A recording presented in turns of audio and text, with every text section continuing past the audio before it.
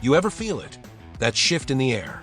That silence before a storm that's so heavy it presses on your chest, and you just know something unstoppable is about to break loose. That's exactly what Tuesday morning felt like across the NFL.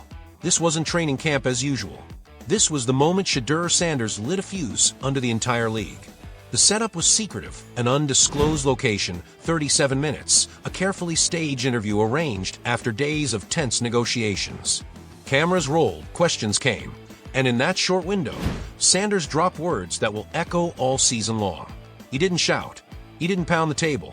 He stayed calm, controlled, collected. But under that composure, you could feel it, the rumble of something volcanic. And then came the line. I just focus on my work. I can't control what people say, but I know what I bring to this team. My goal is to be the guy here or anywhere. Here or anywhere. For simple words that detonated across the NFL like a bomb. Front offices, locker rooms, fan bases, they all felt it. This wasn't a slip. It wasn't a rookie being careless. It was deliberate. It was calculated. Shedeur Sanders had just drawn a line in the sand, and everyone had to stop and pay attention. Because Shedeur isn't just playing football, he's playing the game behind the game. He understands leverage, timing, and how one carefully delivered phrase can shift the balance of power in an entire franchise. His tone said dedication. His words hinted freedom. His message carried warning. That's not the language of a rookie. It's the language of a man already moving pieces on a chessboard while others are still learning checkers. And the backdrop made it even more explosive. Dillon Gabriel suspended indefinitely after a messy altercation. The locker room divided, veterans whispering in corners, young guys caught between loyalty and survival. Coaches torn between ownership's expectations and the media's relentless spotlight. And in the middle of the chaos, Sanders. Calm, focused, unshaken. One teammate even admitted, kid handles pressure like he's been in this league 10 years. But the cracks kept showing. Kevin Stefanski never gave Shedeur the full vote of confidence. His philosophy clashed with Sanders' vision, ball control versus vertical attack, patience versus aggression. Every practice, every meeting, it was a quiet tug-of-war. Yet Shedeur never lost his cool. His words were measured. Every system requires adjustment. I'm learning, I'm adapting. But winning means maximizing player strengths. Translation: let me cook or you're holding us back. Still, the Browns dragged their feet. No commitment. No clarity. Ownership leaned toward Sanders, the staff hesitated, and the rest of the league began circling like sharks. The Raiders sent scouts. The Titans made calls. The Panthers started sketching out backup plans. Because everyone knows, Shedeur on a rookie contract is a dream. Elite upside, charisma, proven performance, and financial flexibility. Those 4 words, here or anywhere, sparked not just drama, but a feeding frenzy. Fans felt it immediately. Social media exploded. Hashtag Shedeur trended within minutes. Browns Nation split in half. One camp demanding he start right now, the other warning against rushing the crown onto his head. But this wasn't just football anymore. It was cultural. It was generational. The young fans drawn to Shedeur's swagger and authenticity. The traditionalists clinging to the old way, quiet rookies, patient development. The divide was real, and Sanders was right in the middle of it. And hanging in the background, Coach Prime. Deion Sanders didn't need to go on TV. His Twitter, his Instagram, they said it all. Retweets, throwback clips, subtle signals. The message was clear: my son is ready. No matter the city. And the NFL knows, you don't just get Shedeur. You get the Prime Empire. The brand, the spotlight, the machine. Some teams are terrified of that. Others are desperate for it. Meanwhile, Kevin Stefanski is walking a tightrope. His authority already shaky, his quarterback room fractured, his philosophy under fire. And now his rookie has just dropped what sounds like an ultimatum to the entire league. Locker room morale? Hanging by a thread. Jimmy Haslam, though, hasn't flinched. From draft day to now, he's been all in on Shedeur. And for him, this is bigger than wins and losses. It's about branding, market share, national relevance. Sanders doesn't just score touchdowns, he sells jerseys, drives engagement, and commands attention. But Haslam faces the same impossible choice as everyone else: unleash him now and risk chaos, or hold him back and risk losing him forever. And the scary part? The numbers already back him. Preseason dominance, nearly 70% completions, touchdown stacking, deep balls landing with surgical precision. His arm talent, special. His mobility, A nightmare for defenses. His processing speed? Veteran level. He's not just surviving, he's thriving. And mentally, he's untouchable. Years in the spotlight hardened him. Criticism fuels him. Pressure elevates him. He studies like a scientist, recovers like an Olympian, leads like a veteran. These aren't rookie habits. These are the routines of someone rewriting the position. So when he was asked about his father's shadow, his response was perfect. I'm not trying to be him. I'm creating my own path. But everything he taught me prepared me for this. Respectful, confident, forward-looking. Fans loved it. Marketers called it brilliant. It was flawless. Even the way he spoke about teammates, lifting the O-line, praising receivers, acknowledging the defense, was calculated leadership. Not fake. Not forced.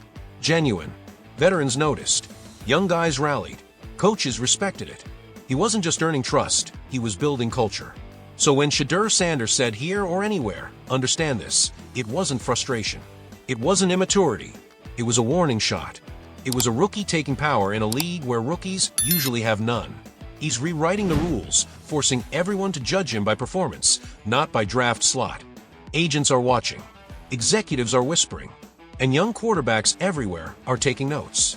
Because Shedeur just showed the entire NFL, when your game matches your presence, when your numbers match your narrative, you don't wait for respect. You demand it. And you get it. Whether that's in Cleveland or anywhere. When that interview dropped, it didn't just land like any other post-practice soundbite. No, it hit like an earthquake, shaking the entire NFL from top to bottom. The second I watched it, I knew this was different. This wasn't a rookie quarterback feeding the media the usual safe, recycled lines. This was Shedeur Sanders grabbing the mic, flipping the script, and rewriting his own story right in front of us. The reaction? Chaos. Absolute chaos. The media world lit up like a battlefield. On one side, you had people praising Sanders, calling him polished, professional, a young leader who carried himself like a CEO wearing shoulder pads.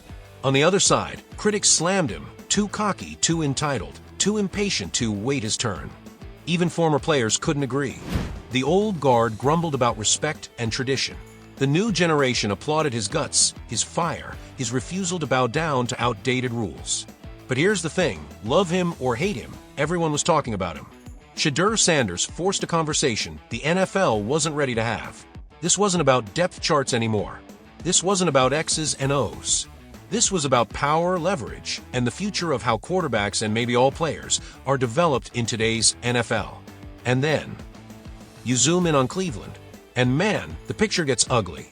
Do you stick with Dillon Gabriel, knowing the cloud of that suspension scandal is still hanging over the franchise? Do you spend big on an overpriced veteran who'll eat up your salary cap and stall the future?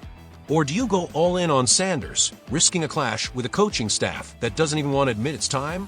Every option was dangerous. But sitting still, that was suicide. Every day without a decision eroded the culture, poisoned preparation, and made the speculation even worse. Sanders didn't just give an interview that day. He drew a line in the sand. He forced Cleveland's hand. Decide now or lose everything. And the ripple effect? Instant. Jersey sales didn't rise, they skyrocketed. Social media engagement exploded like it was playoff season in August. Preseason television ratings shattered records. Ownership noticed. Believe me, they always notice when money starts moving like that. Sanders wasn't just a quarterback anymore. He was a brand, a lightning rod, a cultural force who turned dysfunction into must-watch television. But here's the nightmare scenario for Cleveland. What if they blow it? Because let me tell you, other teams are circling. Las Vegas, with their bold ownership and desperate need for identity. Tennessee, with a rock-solid developmental system. Carolina, ready to hand him the keys tomorrow. Every one of them would move fast if Sanders became available. And Sanders, he timed this perfectly.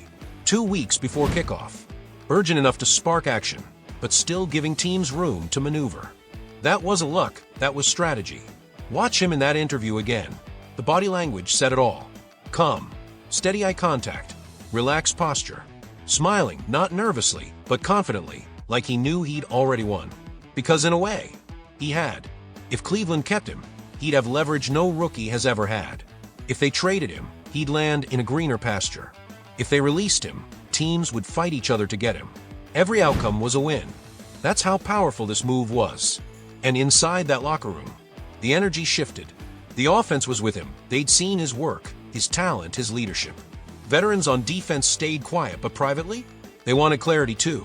Everybody just wanted resolution. But this story, this isn't just about Cleveland. This is about the NFL's future. For decades, rookies were told to shut up, sit down, and wait their turn. Shedeur Sanders burned that book to ashes. And while that terrifies some executives, others see the writing on the wall. They see the future, and the future looks like him. And let's not forget, he's not just building a football career. He's building an empire. His social media was already monetized before he took a snap. After this, numbers tripled. Jerseys with his name? A cut goes straight to him. Sponsorships, collabs, even a rumor documentary. He's not just playing the game, he's changing the business model. So much so, they're already whispering at league meetings, trying to figure out how to put the genie back in the bottle. But the truth is they can't. And then came the bombshell. Leaked reports showed Sanders earned more from jersey sales in his first month than his actual rookie salary. Think about that.